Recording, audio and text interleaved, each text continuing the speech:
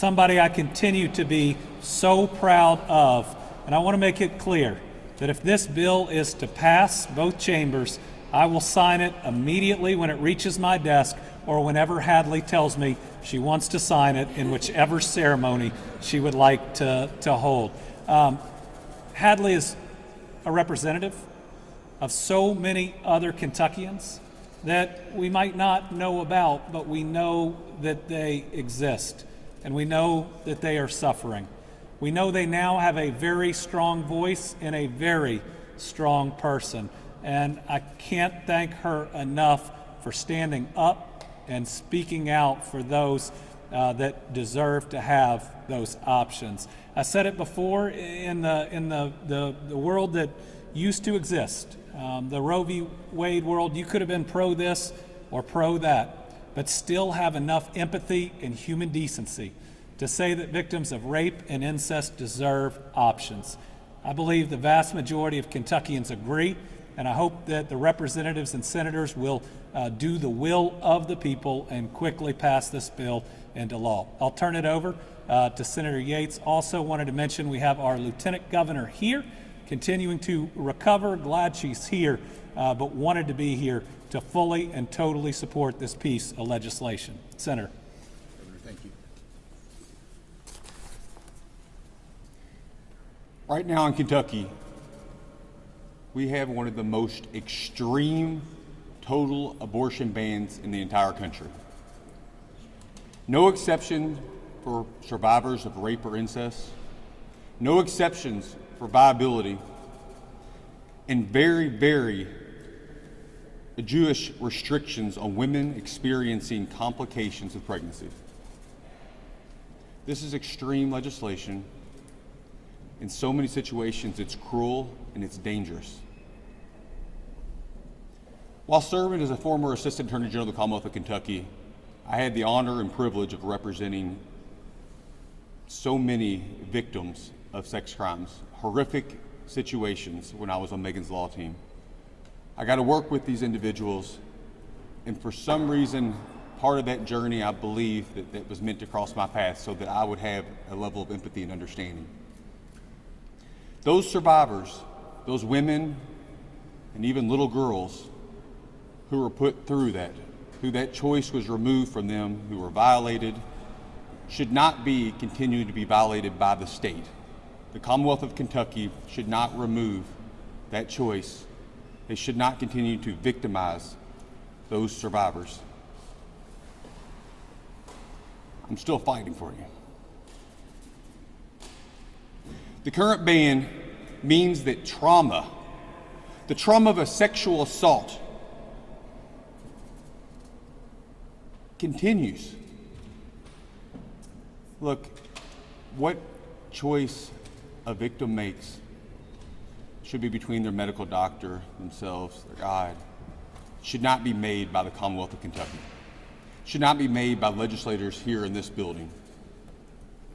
It's wrong, it's cruel, it's overreaching government intrusion into the midst of those trauma. We should have compassion, we should have empathy. Now, under Kentucky law, women experiencing non-viable pregnancies also do not have options. Now, you think about that. That's a woman, we got to call the caucus, a woman who had a wanted pregnancy, excited about that, and gets the call, it's not going to be viable. It's not going to survive. Is it the intention of this ban to force that woman to continue to carry that non-viable pregnancy for weeks, even months? That's the way it's written. Surely that has got to be an exception for non-viable pregnancies. They just received that devastating news. The Commonwealth of Kentucky should not remove the choice of her and her medical doctor on what to do in that situation and how to act.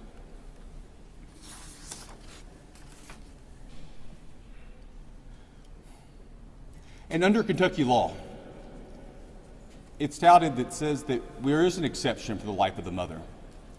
But that is so narrowly written that a woman going through a pregnancy that has significant dangerous implications for her health has such limited access to any options. It's gone so narrowly written, so ambiguous, that it's almost non-existent. These decisions should be left between the woman and her medical doctor.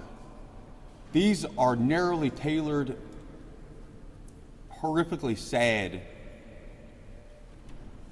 individual circumstances that exist and have continued to exist since this ban's been put in place. Right now, Kentucky's losing OBGYNs by the numbers. And it's because it's not clear. It's not clear what the state law allows and what doesn't law. We have so many different hodgepodge of legislation that have been passed before the abortion ban put in place. My bill is about 127 pages trying to address that.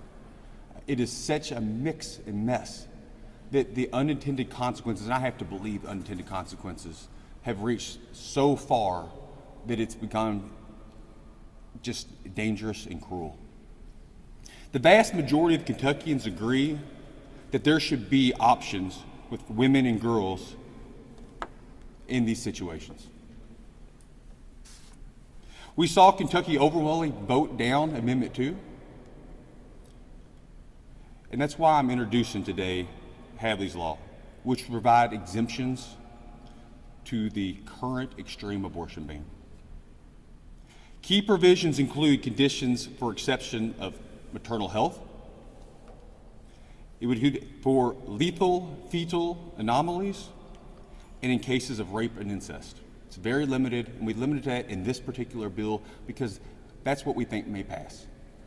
We believe that that's been said by several members on the other side, other office holders that have voiced support for that, and so this is narrowly written that we at least get this through. I'm calling our legislator to have the compassion to pass this bill with bipartisan support. If you've said during campaign time that you would support it, now that we're in the legislature, it's time to step up and act. Today, I'm joined by a young lady who needs no introduction, by Hadley Duvall. She's a young woman who's had the courage, willingness to tell her story, that has inspired me to move forward, and I would ask her to please share some remarks.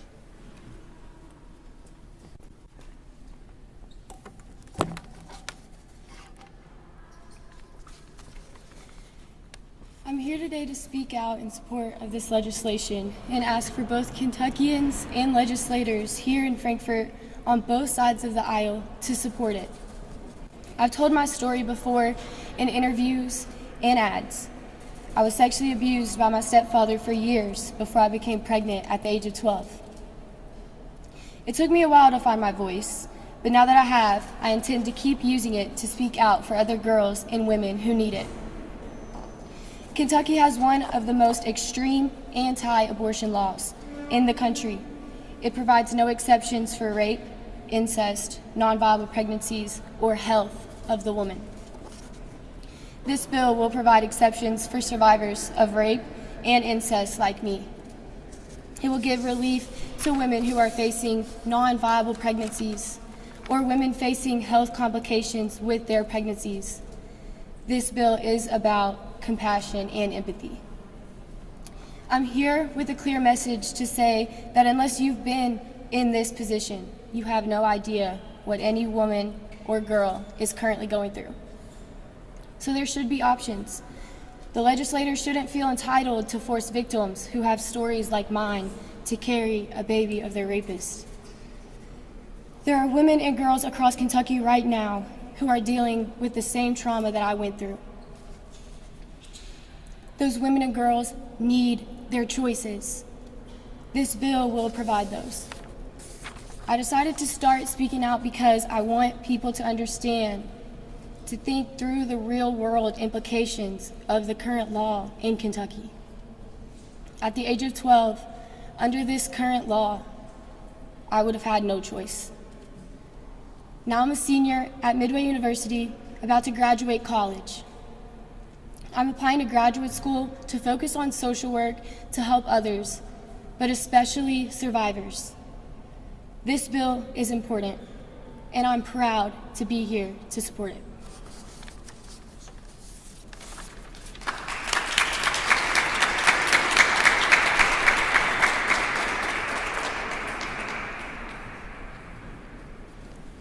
We'd be happy to entertain any questions. The bill will be filed today, and we're hoping to have some bipartisan support. Yes. Senator, have you talked to any of your Republican colleagues or leadership about this, and how are you feeling about the chances of this passing this session? So this bill is no surprise. In fact, obviously, I voted against the abortion ban that was put into place, and there is no belief that somehow this is a fix-all. And I don't want anyone to look at it and say somehow by filing this piece of legislation that somehow you have fixed all the problems that have been with the abortion ban. I don't believe that we will. I believe this is a very small step in the right direction for a very limited number of victims that we can help. The reason I filed this is because of those conversations. When I spoke against the abortion ban, we also filed an amendment. Senator Denise Harper Angel had written an amendment for a narrow exception for rape and incest. I argued that on the floor, and that it was ultimately voted down. I think since then, several members have regretted that vote. I've sent just a notice that I intend to do this, but I don't play you gotcha legislation. This is one we'll go through. We'll try to get as many co-sponsors as we can. We'll get people on board. The 127-page document is very, very large because there has been a hodgepodge of different abortion bills that had just kind of political bills that have been filed over the years to put into place. It takes a lot of cleanup. We wrote this narrow to pass. Senator, you had kind of alluded to the fact that you have gotten some, I guess, testimony or heard from people that said that they would support this, and you kind of alluded to don't back out now. Can you explain to us what you're kind of saying? Yeah, well, obviously, in the hallways we have a lot of conversations, and you constantly, those relationships are really important in being a successful legislator. And so I guess that a little bit of a push to some of my friends. But what I was talking about directly is I know that our new Attorney General, who had been a prosecutor, who has seen the horrific approach what some of these victims have had to go through, has voiced that he would be supportive of such an exception. Our Secretary Adams had also had said that they would be supportive of it. When running for governor, Attorney General Cameron at the time sort of said that he would sign a bill if it was handed to him. And so while there have been some Republican leaders that say that, I'm hoping that the members in my body in the Senate and the House would also sign on. Do you believe more Republicans are supporting this than are letting on? Unfortunately, there's a lot of partisan politics and political games that get played in the legislature. I think a lot of times when people know what is right, and again, I'm not calling anyone out on this. This is tough. I know this is tough. When you deal with the abortion issue, I've sat and talked with individuals, and a lot of times they have strong moral dilemma into it. This is so narrowly tailored that most of those conversations I've had, I usually get a head nod and say, I understand, I agree. If they would take that, yes, I understand, I agree, and vote that way, this thing will pass. Could you talk about the process that someone would have to go through to prove that they're in a particular circumstance? Yeah, so my experience dealing and prosecuting some of the worst of the worst. Victims, a lot of times, we know that likely don't report right off the bat. Do not want to go through that process, especially when you get into minor victims, rape and incest and those things. I believe they should be believed, and that's the way I've taken in my life as a personal injury lawyer, but also as a prosecutor. When a victim comes in and they tell their doctor and they're telling them the circumstances, what they is, as long as the doctor has a good faith belief, we'll believe our victims. Can you talk a little bit about just your thoughts about this issue of abortion being so prevalent in our country right now, in our state? it just seems to be that it just, and Senator Stivers said this morning something along the lines that it's such an emotional issue and it impacts people so personally. Can you talk about your feelings about that as well? Sure. I like to tell my colleagues that we all come here from different backgrounds and different religions, different relationships with God. And to me, that my relationship is very important to how I make decisions and how I move in life. With that, and I respect each of my colleagues that way. When I pass laws at the Commonwealth, I'm not passing just what my moral beliefs or understandings. When we make something illegal, when you do an abortion ban, you force that belief onto that individual. And to this situation, you are really removing a choice for in some instance, of a minor child who's been repeatedly raped, sometimes incestually by their father, their stepfather, by their grandfather.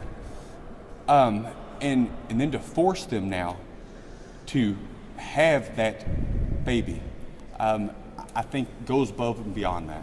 And so regardless of how you morally, individually believe, and regardless of how you may make that choice if you were in that circumstance, this is about whether or not those victims will be given a choice or if they'll be re-victimized by the Commonwealth of Kentucky. Hadley, I have a question for you. Yeah. The ad that you did for Governor Beshear during the election, that got a lot of national attention. It kind of enforced the conversation about abortion, really, in that election. Do you think that get to this point where there may be some Republican support without you putting your story out there? You became the face of this, really.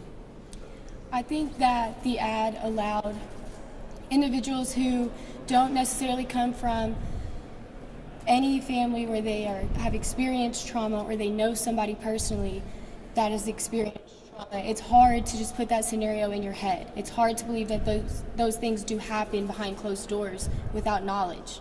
It's hard to really paint the picture in your head that this is a reality for many people. And by putting my face with it, just allowed that to see that I could have been anybody's daughter. I could have been anybody's sister, anybody's niece or granddaughter. And at any point it could be theirs. And I think that putting my face with it, putting a human to it, is better than just saying, well, what if? Because I'm not a what if.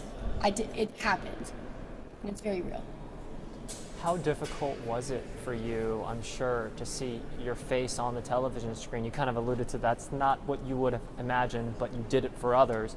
How difficult was that, and how much is that a push now to see, like, it better be for something? I've always known that I wanted to advocate for victims and survivors and just the youth.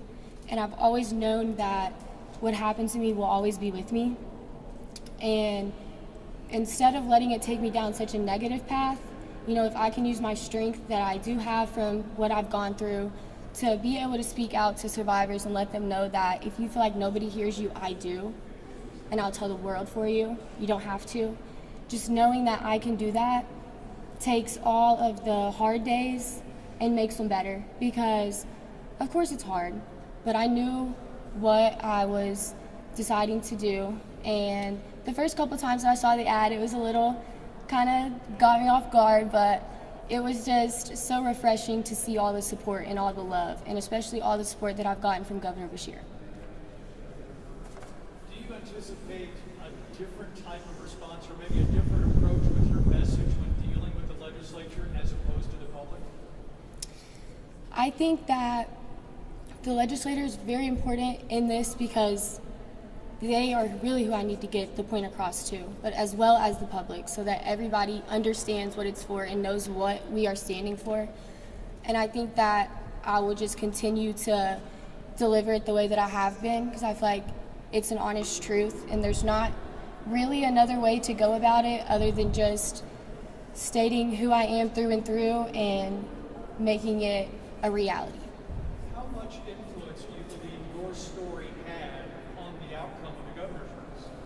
I feel like it helped, but I don't feel like I swayed the race for him.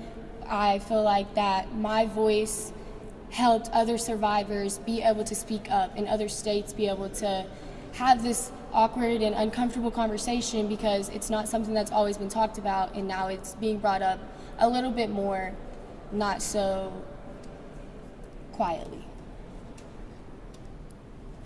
Hadley, you said earlier that what you're fighting for is essentially options for young girls who are put in these terrible situations. Are you essentially telling lawmakers there are consequences to the ban that they put in place?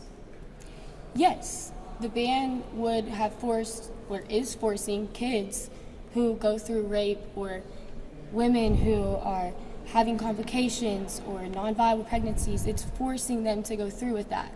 Just like everybody's saying you can't force somebody to have an abortion. We're not trying to force anybody to have an abortion. We're fighting for that choice. Just like we believe you shouldn't force anybody to not be allowed to have an abortion. You shouldn't force birth on anybody. We're wanting the choice. We're not forcing abortion. All right, thanks, guys. Thank you.